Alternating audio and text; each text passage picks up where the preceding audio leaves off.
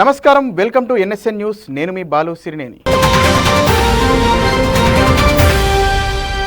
లోక్సభ స్పీకర్గా బీజేపీ నేత ఓం బిర్లా ఎన్నికయ్యారు. ఇండియా కూటమి అభ్యర్థి కె సురేష్ పై ఆయన గెలుపొందారు. అయితే తొలిసారి పార్లమెంటు స్పీకర్ను ఏకగ్రీవం కాకుండా ప్రతిపక్షాలు తమ అభ్యర్థిని నిలబెట్టాయి. దీంతో ఎన్నిక అనివార్యమైంది. లోక్సభ స్పీకర్గా ఓం బిర్లా వరుసగా రెండోసారి ఎన్నికయ్యారు. మూజువానీ ఓటుతో ఆయన ఎన్నికైనట్లు ప్రొటెం స్పీకర్ భర్తృహరి మెహతాబ్ ప్రకటించారు. ఉదయం 11 గంటలకు లోక్సభ సమావేశం కాగానే ప్రొటెం స్పీకర్ భర్తృహరి మెహతాబ్ జమ్మూ కాశ్మీర్కు చెందిన ఎంపీతో ప్రమాణం చేయించారు. ఆ తర్వాత 18వ లోక్సభ స్పీకర్గా ఓం బిర్లాకు మద్దతుగా ప్రధాని నరేంద్ర మోదీ తీర్మానం ప్రతిపాదించగా రక్షణ మంత్రి రాజ్నాథ్ సింగ్ బలపరిచారు. ఆ తర్వాత మరికొందరు మంత్రులతో పాటు ఎన్డీఏకు చెందిన ఎంపీలు ఓం బిర్లా అభ్యర్థిత్వానికి మద్దతు ప్రకటించారు. ఆ తర్వాత ఇండియా కూటమి తరపున కె సురేష్ పేరును శివసేన ఎంపీ అరవింద్ సావంత్ ప్రతిపాదించగా మరికొందరు బలపరిచారు. అనంతరం మూజువానీ ఓటుతో 18వ లోక్సభ స్పీకర్గా ఓం బిర్లా ఎన్నికైనట్లు ప్రొటెం స్పీకర్ ప్రకటించారు. ప్రధాని నరేంద్ర మోదీ, ప్రతిపక్ష నేత రాహుల్ గాంధీ, పార్లమెంటు వ్యవహారాల శాఖ మంత్రి కిరణ్ రిజిజు ఓం బిర్లా స్థానం వద్దకు వెళ్లి అభినందనలు తెలిపారు. ఆ తర్వాత ఆయనను స్పీకర్ స్థానం వద్దకు తీసుకువచ్చారు.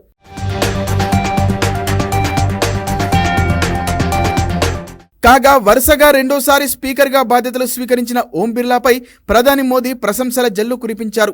ఈయన పార్లమెంటు సభ్యులకు మార్గదర్శనం చేస్తూ సభలో పెద్దన్న పాత్ర పోషిస్తారని విశ్వాసం వ్యక్తం చేశారు ప్రధాని. రెండోసారి ఈ పీఠాన్ని దక్కించుకున్న మీకు సభ్యులందరి తరపున శుభాకాంక్షలు తెలిపారు. గతంలో బలరాం జక్కర్ తర్వాత వరుసగా రెండోసారి స్పీకర్ పదవి చేపట్టే అవకాశం మీకు వచ్చిందన్నారు. వచ్చే 5 ఏళ్లు సభ్యులందరికీ మార్గదర్శనం చేస్తారన్న విశ్వాసం ఉందన్నారు మోదీ. దేశ ప్రజల ఆకాంక్షలను పూర్తి చేసేందుకు ఈ సభ తన బాధ్యతను నిర్వహించడంలో మీ పాత్ర ఎక్కువగా ఉండనుంది అని నరేంద్ర మోదీ అన్నారు.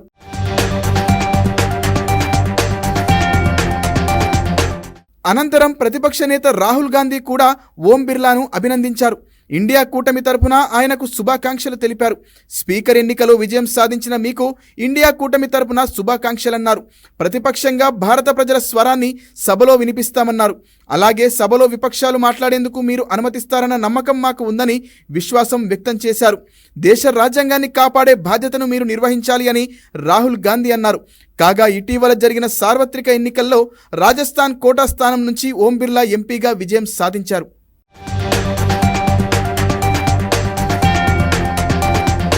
తెలంగాణ ఐకానిక్గా ఢిల్లీలో తెలంగాణ భవన్ ఉంటుందన్నారు మంత్రి కోమటిరెడ్డి వెంకటరెడ్డి.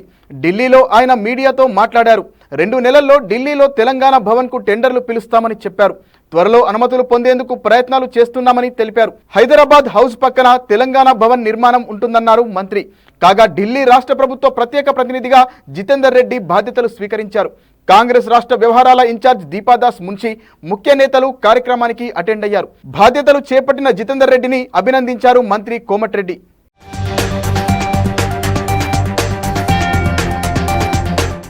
నా ప్లాన్ ప్రకారం ఒక 2 మంత్స్లోనే దాని టెండర్ పిలిచే కార్యక్రమం పూర్తి చేసి స్టార్ట్ చేసే విధంగా ముఖ్యమంత్రి గారికి ప్రజెంటేషన్ ఇచ్చి 1 వీక్లోనే డిపిఆర్ ఫైనల్ చేస్తాం. అది నిన్న కూడా 2 అవర్స్ దాని మీదనే రివ్యూ చేశాను. నేషనల్ హైవే చైర్మన్ తర్వాత ఈ 2 గంటలు ఇది చూసాం ప్రజెంటేషన్. కొన్ని చేంజెస్ చెప్పాను, దాన్ని కూడా త్వరలో టేకప్ చేయడం జరుగుతుంది. 3 years అని చెప్పినాం. మీరు రెండు సైడ్లు కాబట్టి ముందుగా ఆ సైడ్ స్టార్ట్ చేయమని చెప్పినాం. ఆ సైమల్టేనియస్గా ఈ సైడ్ కానీ 2 ఒకసారి స్టార్ట్ చేసే అవసరం లేదు. ఇక్కడ ఏంటంటే minimum 4 to 5 months permissions time పడుతుందని చెప్పాను. మాకాడ 2 బేస్మెంట్ తీసుకుంటున్నాం, పటోడ్ హౌస్ కానీ అక్కడ కానీ car parking, servant quarters. Soil loose సాయిలే కాబట్టి మనకు పెద్ద ఇబ్బంది ఉండదు, డిలే కాదు. 6 నెలలు మినిమం టైం అని చెప్పాను. నేను దాన్ని రెడ్యూస్ చేసి ఒక 3 monthsలోనే పర్మిషన్స్ అన్నీ వచ్చే విధంగా ట్రై చేయాలని చెప్పి మా ఆఫీసర్స్ కూడా చెప్పడం జరిగింది.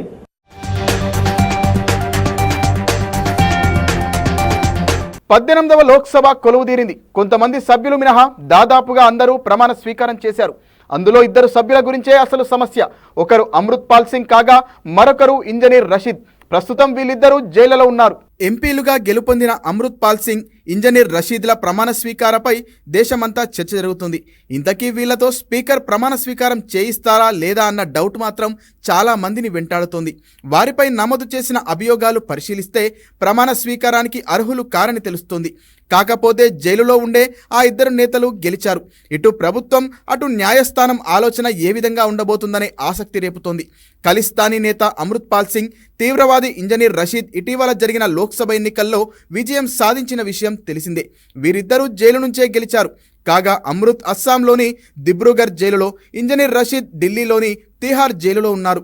పంజాబ్లోని కాదోర్ సామిద్ సీటు నుంచి ఖలిస్తానీ నేత అమృత్ పాల్ ఎంపీగా గెలిచారు. ఆయన తన సమీప కాంగ్రెస్ ప్రత్యర్థి కుల్బీర్ సింగ్ జీరాపై 1,50,000కు పైగా భారీ మెజార్టీతో విజయం సాధించారు. మరొకరు జమ్మూ కాశ్మీర్కు చెందిన షేక్ అబ్దుల్లా రషీద్. అందరూ ఆయన్ని ఇంజనీర్ రషీద్ అంటారు. ఇటీవల జరిగిన ఎన్నికల్లో జమ్మూ కాశ్మీర్లోని బారాముల్లా నుంచి మాజీ సీఎం ఒమర్ అబ్దుల్లాపై విజయం సాధించారు. అంతకుముందు ఆయన ఎమ్మెల్యేగా కూడా గెలిచారు. రషీద్ను టెర్రరిస్టులకు నిధుల అందజేత విషయంలో ఎన్ఐఏ అరెస్టు చేసింది. 2019 నుంచి ఆయన జైలులో ఉన్నారు. ప్రమాణ స్వీకారానికి మధ్యంతర బెయిల్ ఇవ్వాలని రషీద్ తరపు న్యాయవాది ఢిల్లీ కోర్టును ఆశ్రయించారు. ఆ పిటిషన్ జూలై 1న విచారణకు రానుంది. ఇప్పటి వరకు ఎన్ఐఏ అభియోగాలు మాత్రమే మోపింది. దీన్ని దృష్టిలో పెట్టుకుని అటు అమృత్ పాల్ సింగ్, ఇటు రషీద్లకు మధ్యంతర బెయిల్ వచ్చే అవకాశం ఉందని రాజకీయ నిపుణులు చెబుతున్నారు.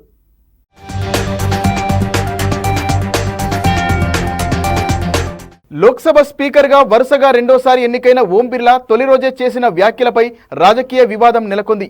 ఎమర్జెన్సీకి 50 ఏళ్లు పూర్తయిన నేపథ్యంలో అప్పటి ప్రధానమంత్రి ఇందిరాగాంధీపై తీవ్ర ఆరోపణలు చేశారు. దీంతో ప్రతిపక్ష కాంగ్రెస్ సభలో తీవ్ర ఆందోళనలు చేపట్టింది.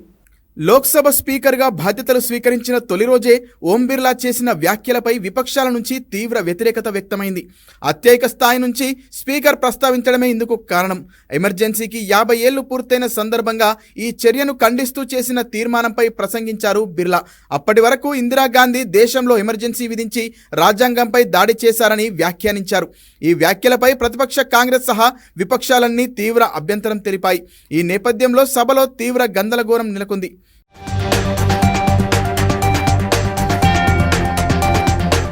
అంతకుముందు లోక్సభలో స్పీకర్ ఓం బిర్లా మాట్లాడుతూ 1975లో అత్యయిక పరిస్థితిని విధించడాన్ని ఈ సభ తీవ్రంగా ఖండిస్తున్నామన్నారు. ఎమర్జెన్సీకి వ్యతిరేకంగా పోరాటం చేసిన వారికి అభినందిస్తున్నామని తెలిపారు. వారు ఎంతగానో పోరాడి భారత రాజ్యాంగాన్ని కాపాడి బాధ్యతలను నిర్వర్తించారన్నారు స్పీకర్. 25 జూన్ 1975 భారతదేశ చరిత్రలోనే ఓ చీకటి అధ్యాయంగా నిలిచిపోతుందని చెప్పారు ఓం బిర్లా. ఆ రోజే అప్పటి ప్రధాని ఇందిరాగాంధీ ఎమర్జెన్సీ విధించి అంబేద్కర్ రచించిన రాజ్యాంగంపై దాడి చేశారని పేర్కొన్నారు. భారతదేశం అంటే ప్రజాస్వామ్యానికి తల్లి లాంటిదని ప్రపంచ దేశాలు కీర్తిస్తాయన్నారు. ఇక్కడ ప్రజాస్వామ్య విలువలు, చర్చలను ప్రోత్సహిస్తారు.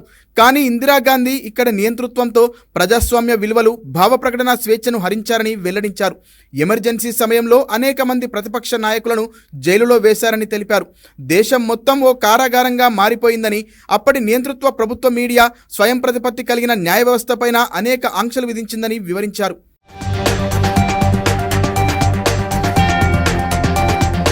సభలో విమర్శలు, భిన్నాభిప్రాయాలు ఉండాలని, అంతేకాని ఎలాంటి ఆటంకాలు ఏర్పరచకూడదని స్పీకర్ ఓం బిర్లా ఆశాభావం వ్యక్తం చేశారు.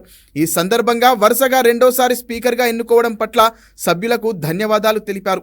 పార్లమెంటు సాంప్రదాయాలు, విలువలను కాపాడేందుకు కృషి చేస్తానని చెప్పారు.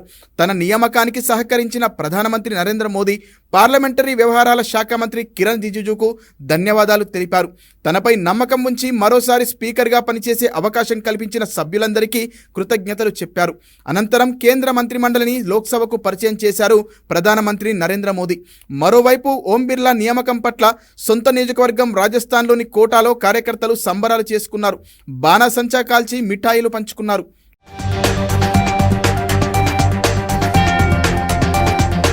మరోవైపు ఎమర్జెన్సీ విధింపును ఖండిస్తూ స్పీకర్ చేసిన ప్రకటనను ప్రధానమంత్రి నరేంద్ర మోదీ అభినందించారు.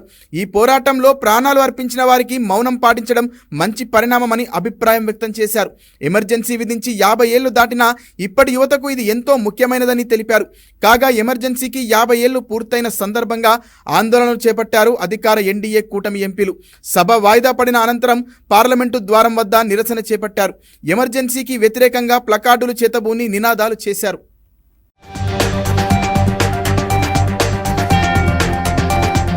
కేంద్రం నుంచి తెలంగాణకు రావాల్సిన నిధులను సాధించడమే తమ లక్ష్యమని తెలిపారు మంత్రి కోమటిరెడ్డి వెంకటరెడ్డి. రాష్ట్రంలోని వివిధ రహదారుల ప్రాజెక్టుల విషయమై ఢిల్లీలో కేంద్ర మంత్రి నితిన్ గడ్కరీతో చర్చించారు.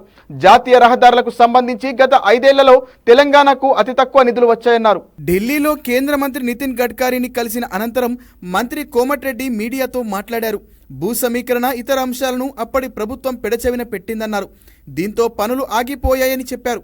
2016లో ప్రకటించిన రీజనల్ రింగ్ రోడ్డును మర్చిపోతే మా ప్రభుత్వం వచ్చిన తర్వాత కదలిక వచ్చిందన్నారు.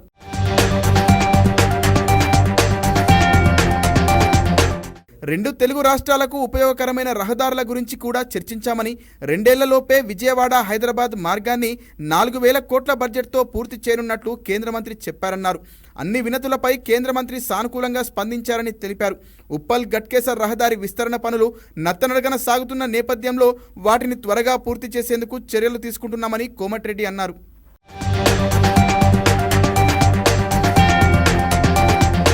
వైసీపీ అధ్యక్షుడు జగన్ ప్రతిపక్ష నేత కాదని, ప్రతిపక్షంలో ఉన్న పార్టీకి ఫ్లోర్ లీడర్ మాత్రమేనని ఏపీ ఆర్థిక శాసనసభ వ్యవహారాల మంత్రి పయ్యావుల కేశవ్ అన్నారు. ప్రతిపక్ష హోదాకు 10% సీట్లు ఉండాలనే నిబంధన ఎక్కడా లేదంటూ స్పీకర్కి జగన్ లేఖ రాసిన నేపథ్యంలో ఆయన స్పందించారు. అమరావతిలో మీడియాతో పయ్యావుల మాట్లాడారు. ప్రస్తుత నిబంధనల ప్రకారం జగన్కు ప్రతిపక్ష హోదా ఇచ్చే అవకాశం లేదన్నారు పయ్యావుల. ఆ హోదా రావడానికి ఆయనకు 10 ఏళ్లు పడుతుందని వ్యాఖ్యానించారు. బుక్ కూడా చూడండి, అర్థమైతే ఇది సాంప్రదాయం కాదండి. 188 ఆఫ్ ది కాన్స్టిట్యూషన్ ఆర్టికల్ ప్రకారము మ్యాండేటరీ. ఇది సభ్యుడిగా ప్రమాణ స్వీకారం చేసిన తర్వాత మాత్రమే అతన్ని సభ్యుడిగా గుర్తించబడతాడు, అక్కడ కూర్చోవడానికి అర్హుడవుతాడు, అతనికి ఓటింగ్ సంబంధించినటువంటి అర్హతలు వస్తాయి. ఇది సాంప్రదాయం కాదు. మీ మొట్టమొదటి లేఖలో మొదటి లైన్లోనే మీ ఆలోచనలో తప్పు ఎట్లా ఉంది అనేటువంటిది అర్థమవుతోంది. ఆ లెటర్లో మీరు ఏం రాశారు? ఇంకోటి దెన్ ఆయన ఏంటి పాస్ట్ ప్రాక్టీసెస్ గురించి మీరు మాట్లాడారు. ఏంటి గతంలో లీడర్ ఆఫ్ ది హౌస్ అంటే ముఖ్యమంత్రి కాబోయేటువంటి వ్యక్తి తర్వాత ప్రతిపక్ష నాయకుడు చేస్తాడు, ఆ తర్వాత మంత్రులు చేస్తారు అనేటువంటిది కరెక్టే. కానీ మీరు ప్రతిపక్ష నాయకుడు కాదే. ఇక్కడ ప్రతిపక్షంలో ఉన్నటువంటి పార్టీకి సంబంధించినటువంటి నాయకుడు మీరంతే. డిఫరెన్స్ ఉంది. ఫ్లోర్ లీడర్ అంటారు మిమ్మల్ని, పార్లమెంట్లో గ్రూప్ లీడర్ అంటారు, శాసనసభలో మనం ఫ్లోర్ లీడర్ అంటాం. మీరు ఆ గ్రూపుకి నాయకుడు మాత్రమే తప్ప ప్రతిపక్ష హోదా కలిగినటువంటి ప్రతిపక్ష నాయకుడు కాదు. మీరేం చెప్పారు? మీకు ఇది నిబంధన 10% ఉండాలి అనేటువంటిది లేదు అనేటువంటిది. ప్రతిపక్ష నాయకుడి హోదాను డిసైడ్ చేసేటువంటిది చాలా స్పష్టమైనటువంటి డైరెక్టివ్స్ ఉన్నాయి. ఎవరు ఇంత మరీ ఓనమాలు కూడా చూసుకోకుండా ఎట్లా మీ చేత ఈ లేఖ రాయించారో మీకు వచ్చిన ఆలోచన నాకు అర్థం కాదు. అంతర్జాతీయ మాదక ద్రవ్యాల దుర్వినియోగం, అక్రమ రవాణా వ్యతిరేక దినోత్సవం సందర్భంగా పలు జిల్లాలలో పోలీస్ శాఖ ఆధ్వర్యంలో అవగాహన ర్యాలీలు నిర్వహించారు. యువత మత్తు పదార్థాల పట్ల జాగ్రత్తగా ఉండాలని పిలుపునిచ్చారు పోలీసులు. ప్రపంచ మాదక ద్రవ్యాల వినియోగం, అక్రమ రవాణా వ్యతిరేక దినోత్సవాన్ని పురస్కరించుకొని జగిత్యాల జిల్లాలో ఎస్పీ అశోక్ కుమార్ అవగాహన ర్యాలీ ప్రారంభించారు.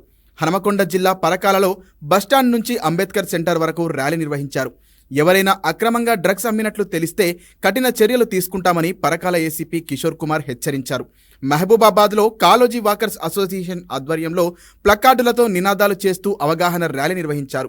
మాదక ద్రవ్యాల దుర్వినియోగం, అక్రమ రవాణాకు వ్యతిరేకంగా జరుగుతున్న పోరాటంలో ప్రతి ఒక్కరూ భాగస్వామ్యం కావాలని ఖమ్మం పోలీస్ కమిషనర్ సునీల్ దత్ పిలుపునిచ్చారు. కామారెడ్డి జిల్లా ఎల్లారెడ్డిలో డీఎస్పీ శ్రీనివాస్ ఆధ్వర్యంలో మత్తు పదార్థాల అవగాహన ర్యాలీ నిర్వహించారు. హనుమకొండలో అదనపు కలెక్టర్ రాధికా గుప్తా ఆధ్వర్యంలో అదాలత్ నుంచి కలెక్టరేట్ వరకు భారీ ర్యాలీ తీశారు. అనంతరం కలెక్టరేట్ ఎదుట డ్రగ్స్ మహమ్మారి దిష్టిబొమ్మను దగ్ధం చేశారు. మంచిర్యాలలోని ఐబీ చౌరస్తా నుంచి బెల్లంపల్లి చౌరస్తా వరకు అవగాహన ర్యాలీని జిల్లా పాలనాధికారి దీపక్ కుమార్ పచ్చజెండా ఊపి ప్రారంభించారు. ఆదిలాబాద్లో జిల్లా కేంద్రంలోని ఇందిరా ప్రియదర్శిని క్రీడా ప్రాంగణంలో ఎస్పీ ఆధ్వర్యంలో అవగాహన ర్యాలీ నిర్వహించారు. మత్తును వదిలి ఆరోగ్యకరమైన జీవితాన్ని ఆస్వాదించాలని నినాదాలు చేశారు.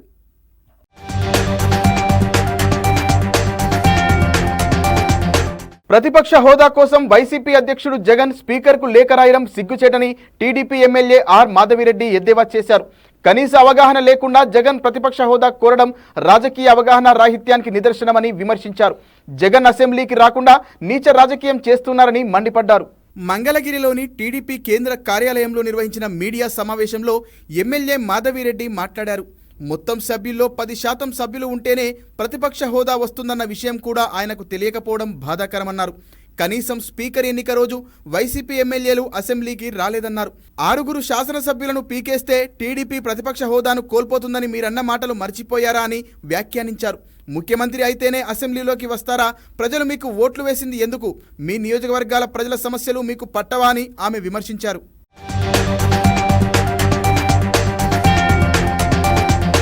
మాజీ సీఎం జగన్మోహన్ రెడ్డి గారు ప్రతిపక్ష హోదా కోసం ఒక స్పీకర్ గారికి లెటర్ పంపించడం జరిగింది. అందులో భాగంగా ఆర్టికల్ 208 ప్రకారము 10% టోటల్ స్ట్రెంత్లో ఉండాల్సిన అవసరం లేదని చెప్పారు. ఈరోజు ఒకసారి పార్లమెంట్ మెంబర్గా, 3 సార్లు ఎమ్మెల్యేగా, ఒకసారి ఆంధ్రప్రదేశ్ సీఎంగా పనిచేసిన జగన్మోహన్ రెడ్డి గారు అసెంబ్లీ రూల్స్లో ఈ విషయం స్పష్టంగా ఉన్నది అన్న విషయం కూడా మర్చిపోయి ఒక శాసనసభ స్పీకర్కి లెటర్ రాసినప్పుడు ఏ విధమైన అవగాహన లేకుండా రాశారు. రూల్ నెంబర్ 56లో క్లాజ్ నెంబర్ సిలో క్లియర్గా రాసింది 1/10 టోటల్ స్ట్రెంత్లో ఉంటేనే ప్రతిపక్ష హోదా వస్తుందని. ఈరోజు జగన్మోహన్ రెడ్డి గారు తన యొక్క వైఫల్యాలకి రకరకాల కారణాలు చూపడం మొదలుపెట్టారు. ఈరోజు ప్రజలకు మొహం చూపించే లేక, ధైర్యం లేక మొన్నటి వరకు ఈవీఎంలు కారంగా ఓడిపోయానని, ఈరోజు ప్రతిపక్ష హోదా ఉంటేనే అసెంబ్లీకి వస్తాననే విధంగా ఆయన లెటర్ రాశారు. ఇదే సీఎం గారు ఈరోజు ఎక్స్-సీఎం గారు కడప పార్లమెంట్లో ఉన్న 7 స్థానాల్లో పులివెందుల కాన్స్టిట్యున్సీ నుంచి గెలిచారు. మేము కడప అసెంబ్లీ నుంచి గెలిచాం. మన ఇద్దరి పని ఏంటంటే ప్రజా సమస్యల కోసము పోరాడము, ప్రజా సమస్యలు తీర్చే విధంగా మనం పని చేయాలి. కానీ జగన్మోహన్ రెడ్డి గారు మాత్రము అధికారంలో వస్తేనే పని చేస్తాను, అధికారంలోకి వచ్చినాక దోచుకోవడానికి మాత్రమే నేను పని చేస్తాననే విధంగా ఉంది. ఈరోజు ముఖ్యంగా ఆయనకి చెప్పాల్సుకున్న విషయం ఏంటంటే, చరిత్ర ఆయన ఒకసారి గమనించుకోవాలా. ఒక పార్టీ నాయకుడుగా ఉన్నాడు. ప్రతి ఒక్క విషయం 1-2 సార్లు చెక్ చేసుకొని ఏది చేసినా ముందుకెళ్ళాలా.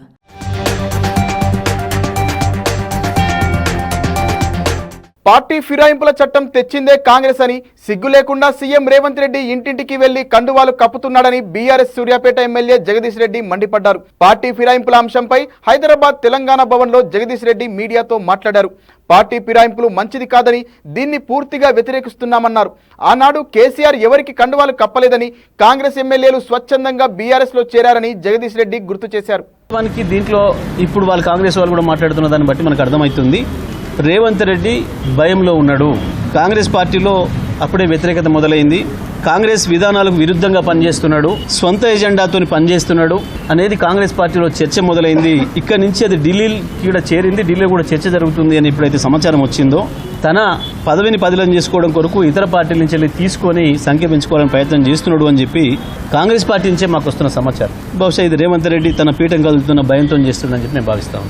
కాంగ్రెస్ పార్టీ మొన్న ఎన్నికల్లో, జాతీయ ఎన్నికల్లో ఇచ్చిన మేనిఫెస్టోలో స్పష్టంగా పెట్టినరు.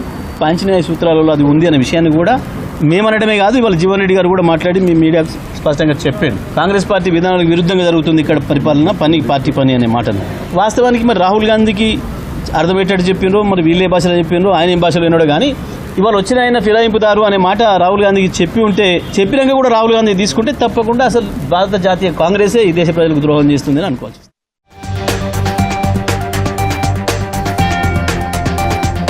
తమ సమస్యల్ని పరిష్కరించాలని కోరుతూ తెలంగాణ వ్యాప్తంగా జూనియర్ డాక్టర్లు సమ్మె నిర్వహిస్తుండగా ప్రభుత్వం కీలక నిర్ణయం తీసుకుంది. రాష్ట్ర వ్యాప్తంగా పలు మెడికల్ కాలేజీల అభివృద్ధి కోసం భారీ మొత్తంలో నిధుల్ని మంజూరు చేసింది. తెలంగాణ మెడికల్ కాలేజీల్లో సివిల్ వర్క్ కోసం 204 కోట్ల నిధులను విడుదల చేస్తూ జీవో జారీ చేసింది.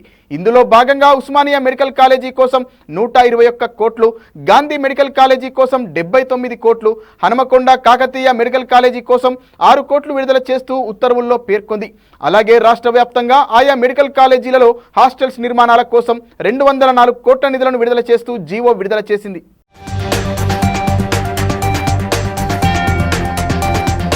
టీ20 ప్రపంచ కప్లో సూపర్ 8 మ్యాచ్లు నరాలు తెగే ఉత్కంఠ మధ్య ముగిశాయి.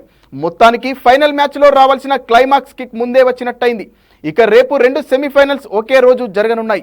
సెమీస్ మ్యాచ్ల కోసం క్రికెట్ అభిమానులు ఆసక్తిగా ఎదురు చూస్తున్నారు. T20 ప్రపంచ కప్లో జరిగే సెమీఫైనల్ మ్యాచ్ల కోసం యావత్ క్రికెట్ ప్రేమికులు ఉత్కంఠగా చూస్తున్నారు. కాగా తొలి semis Afghanistan versus south Africa మధ్య ట్రినిడాన్లోని బ్రియాన్ లారా ఇంటర్నేషనల్ స్టేడియంలో రేపు ఉదయం 6 గంటలకు ప్రారంభం కానుంది. ఇక రెండో సెమీఫైనల్ టీమిండియా వర్సెస్ ఇంగ్లాండ్ మధ్య గయానాలో సాయంత్రం 8 గంటలకు ప్రారంభం కానుంది. ఇండియా విషయానికొస్తే ఇదే స్క్వాడ్ని కొనసాగిస్తారా లేక మార్పులు చేర్పులు చేస్తారా అనే సందేహాలు నెట్టింట వినిపిస్తున్నాయి. ఇంతవరకు ఈ రెండు జట్ల మధ్య 23 T20 మ్యాచ్లు జరిగాయి. అందులో ఇండియా 12 సార్లు, ఇంగ్లాండ్ 11 సార్లు విజయం సాధించాయి. అయితే మనదే ఒక చేయి పైన ఉంది.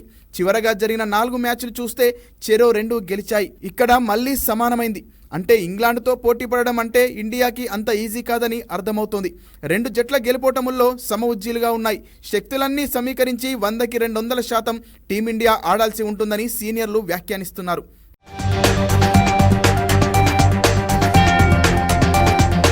ఇక గయానా పిచ్ విషయానికి ఇక్కడ లో స్కోరు, హై స్కోరు మ్యాచ్లు జరిగాయి. ఇదే T20 ప్రపంచ కప్లో వెస్టిండీస్ 5 వికెట్ల నష్టానికి 173 పరుగులు చేసింది. ఉగాండా 39 పరుగులకి ఆల్అౌట్ అయిపోయింది. 2010లో ఇక్కడ హయ్యెస్ట్ స్కోర్ ఇంగ్లాండ్ చేసింది. వెస్టిండీస్లో జరిగిన మ్యాచ్లో 5 వికెట్ల నష్టానికి 191 పరుగులు చేసింది. ప్రస్తుతం పిచ్ స్పిన్నర్లకు అనుకూలించేలా ఉంది. అందుకని 3 స్పెషలిస్ట్ స్పిన్నర్లు కుల్దీప్, అక్షర్, రవీంద్ర జడేజాలను జట్టులో కంటిన్యూ చేసేలా ఉన్నారు. స్పిన్ పిచ్లపై కూడా వికెట్లు తీసే బుమ్రా, హర్షదీప్ ఉండనే ఉన్నారు. బౌలింగ్ పరంగా మంచి వెపన్స్ మన దగ్గర ఉన్నాయి. బ్యాటింగ్ పరంగా ఇంగ్లాండ్ బాగుంది. సౌత్ ఆఫ్రికా వర్సెస్ ఆఫ్ఘనిస్తాన్ విషయానికి వస్తే ఇది ఏసీడీసీ మ్యాచ్లా ఉంటుంది. ఆఫ్ఘనిస్తాన్ విషయానికి వస్తే వరుసగా మ్యాచ్లు గెలిచే సత్తా ఆ జట్టుకి లేదని అంటున్నారు క్రికెట్ అభిమానులు. ఆస్ట్రేలియా బంగ్లాదేశ్లపై గెలిచింది. మరి అదే ఊపులో సౌత్ ఆఫ్రికాకి జలకిస్తుందా చూడాలి. మరోవైపు సౌత్ ఆఫ్రికా జట్టుకి సెంటిమెంట్గా సెమీఫైనల్ మ్యాచ్లు కలిసి రాలేవు.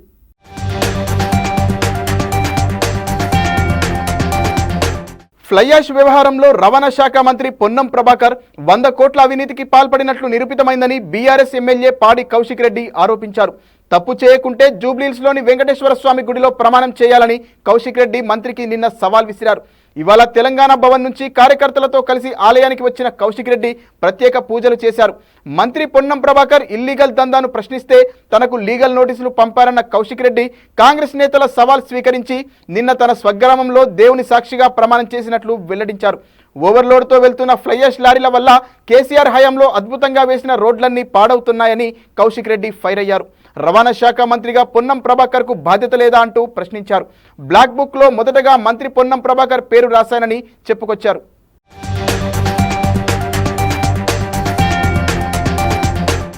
నా బ్లాక్ బుక్ లో ఫస్ట్ పేరు రాసిన Ponnam Prabhakar fly ash scam అని. బిడ్డ మళ్ళా కేసీఆర్ ముఖ్యమంత్రి అయిన తర్వాత నువ్వు తిన్న 100 కోట్ల అవినీతి మరియు టికెటింగ్ స్కామ్, ఇవన్నీ పైసలు నేను కక్కిస్తాం.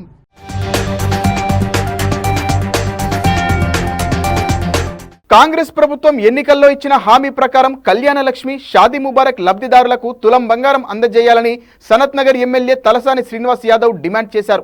సికింద్రాబాద్ తహసీల్దార్ కార్యాలయంలో 159 మంది లబ్ధిదారులకు తలసాని చెక్కులను పంపిణీ చేశారు. అర్హులైన వారు ప్రభుత్వ పథకాలను సద్వినియోగం చేసుకోవాలని సూచించారు. ఇది చాలా పెండింగ్, దగ్గర ఒక ఏడాది నుంచి ఎప్పుడు వస్తాయా అని ఎదురు చూస్తున్నటువంటి సందర్భం. ఎందుకంటే పెళ్లి జరిగిన తర్వాత ఒక 2 నెలలకు 3 నెలలకు అందేటువంటి చెక్కులు కొంత డిలే కావడం. ఏది ఏమైనప్పటికీ ఈ రోజు పేద మధ్యతరగతి కుటుంబాలు కూడా సంతోషంగా పెళ్లి చేసుకోవాలనేటువంటి ఉద్దేశంతో ఈ యొక్క కార్యక్రమాన్ని ఏర్పాటు చేసుకోవడం జరిగింది. తద్వారా రాష్ట్ర వ్యాప్తంగా కూడా లక్షలాది మంది పెళ్లిలకు సహకరించినటువంటిది కూడా మీకు అందరికీ తెలిసిందే. నెక్స్ట్ టైం మాత్రం తప్పకుండా ఈ చెక్కులతో పాటు తులం బంగారం కూడా మరి ఇవ్వాలని చెప్పి నేను ప్రభుత్వాన్ని గౌరవ ముఖ్యమంత్రి గారిని రిక్వెస్ట్ చేస్తా ఉన్నా.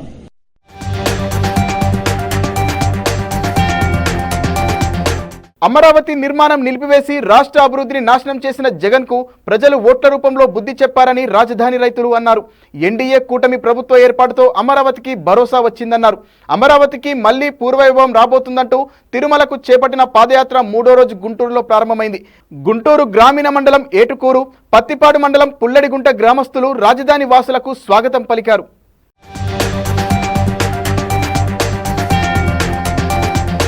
తాగునీటి కోసం పుట్టపర్తిలో మహిళలు రోడ్డెక్కారు. రెండో వార్డులో 9 రోజులుగా నీళ్లు రావడం లేదంటూ మున్సిపల్ కార్యాలయం ఎదుట మహిళలు ధర్నాకు దిగారు. ఎన్నిసార్లు అధికారులకు ఫిర్యాదు చేసినా పట్టించుకోవడం లేదని మున్సిపల్ కార్యాలయానికి తాళాలు వేసి నిరసన తెలిపారు. తాగునీరు సక్రమంగా సరఫరా చేస్తామని హామీ ఇచ్చే వరకు కదిలేది లేదంటూ అక్కడే బైఠాయించారు మహిళలు.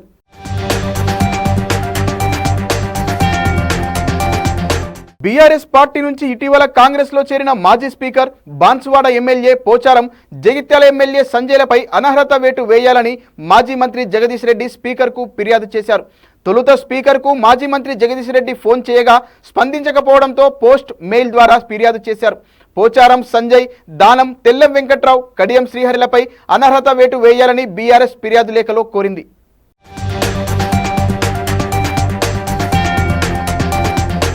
రాష్ట్ర ముఖ్యమంత్రి రేవంత్ రెడ్డి ఢిల్లీ పర్యటన 3వ రోజు కొనసాగుతోంది. ఈ పర్యటనలో పార్టీ పెద్దలతో పాటు పలువురు కేంద్ర మంత్రులతో సమావేశమయ్యారు. 3వ రోజు కేంద్ర రవాణా శాఖ మంత్రి నితిన్ గడ్కరీతో సీఎం రేవంత్ సమావేశమయ్యారు. సీఎం వెంట డిప్యూటీ సీఎం బట్టి విక్రమార్క, మంత్రి కోమటిరెడ్డి వెంకటరెడ్డి, మంత్రి శ్రీధర్ బాబుతో పాటు ఎమ్మెల్యే వివేక్ ఉన్నారు. రాష్ట్రానికి సంబంధించిన రోడ్ల విస్తరణ, కొత్త జాతీయ రహదారులు, నిధుల మంజూరు గురించి భేటీలో చర్చించారు.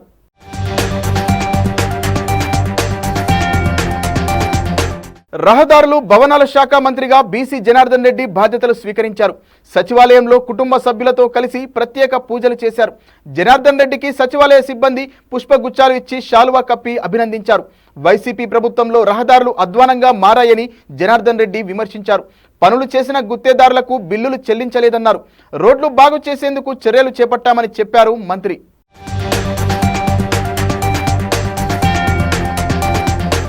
ఢిల్లీ లిక్కర్ స్కామ్ కేసులో మరో కీలక పరిణామం చోటు చేసుకుంది. ముఖ్యమంత్రి అరవింద్ కేజ్రీవాల్ ను అరెస్టు చేసేందుకు కేంద్ర దర్యాప్తు బృందానికి రౌస్ అవెన్యూ కోర్టు అనుమతించింది. ఈ మేరకు ప్రత్యేక న్యాయమూర్తి అమితాబ్ రావత్ ఆదేశాలు జారీ చేసిన వెంటనే సిబిఐ అధికారులు ఆయన్ని అదుపులోకి తీసుకున్నారు. తీహార్ జైలు నుంచి కేజ్రీవాల్ ను ఉదయం కోర్టు ముందు హాజరుపరిచారు. ఆయనను కస్టడీకి కోరుతూ సిబిఐ కోర్టుకు దరఖాస్తు చేసుకుంది. మద్యం కుంభకోణానికి సంబంధించిన మనీ లాండరింగ్ కేసులో ఇప్పటికే కేజ్రీవాల్ ను ఎన్ఫోర్స్మెంట్ డైరెక్టరేట్ అరెస్టు చేసింది. ఈడీ కేసులో ట్రయల్ కోర్టు ఇచ్చిన బెయిల్పై ఢిల్లీ హైకోర్టు స్టే విధించింది.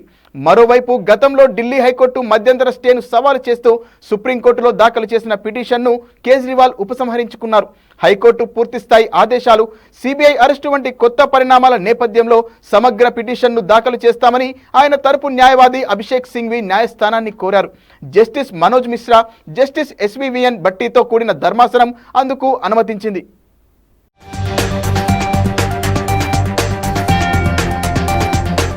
వైసీపీ నేత మాచర్ల మాజీ ఎమ్మెల్యే పిన్నెల్లి రామకృష్ణారెడ్డి అరెస్ట్ అయ్యారు. ఈవీఎంల ధ్వంసం, ఎన్నికల్లో అల్లర్లు, ఓ సీఐపై హత్యాయత్నం, మహిళపై బెదిరింపుల కేసులో పోలీసులు ఆయనను అదుపులోకి తీసుకున్నారు. నర్సరావుపేటకు ఎస్పీ ఆఫీస్కు పోలీసులు రామకృష్ణారెడ్డిని తరలించారు. ఎస్పీ కార్యాలయంలో విచారించిన అనంతరం పిన్నెల్లిని పోలీసులు కోర్టులో ప్రవేశపెట్టనున్నట్లు తెలుస్తోంది. పిన్నెల్లి దాఖలు చేసిన 4 ముందస్తు బెయిల్ పిటిషన్లను విచారించిన కోర్టు బెయిల్ పిటిషన్లు తోసిపుచ్చింది. పిన్నెల్లిపై ఎలాంటి చర్యలు తీసుకోవద్దని గతంలో ఇచ్చిన మధ్యంతర ఉత్తర్వులను హైకోర్టు డిస్మిస్ చేసింది. బెయిల్ పిటిషన్లను న్యాయస్థానం కొట్టేసిన నిమిషాల్లోనే పోలీసులు అతడిని అరెస్టు చేశారు. కాగా మే 13న జరిగిన ఎన్నికల్లో పోలింగ్ బూత్కు వెళ్లిన పిన్నెల్లి ఈవీఎంను ధ్వంసం చేసిన విషయం తెలిసిందే. ఈ వీడియో సోషల్ మీడియాలో సంచలనం రేపింది. ఈ ఘటనను సీరియస్ గా తీసుకున్న ఎన్నికల కమిషన్ పిన్నెల్లిపై కేసు నమోదు చేయాలని ఆదేశించింది. కాగా పిన్నెల్లి అరెస్టు నేపథ్యంలో మాచర్లలో హై టెన్షన్ నెలకొంది. ఎలాంటి అవాంఛనీయ ఘటనలు జరగకుండా పోలీసులు భారీగా బందోబస్తు ఏర్పాటు చేశారు.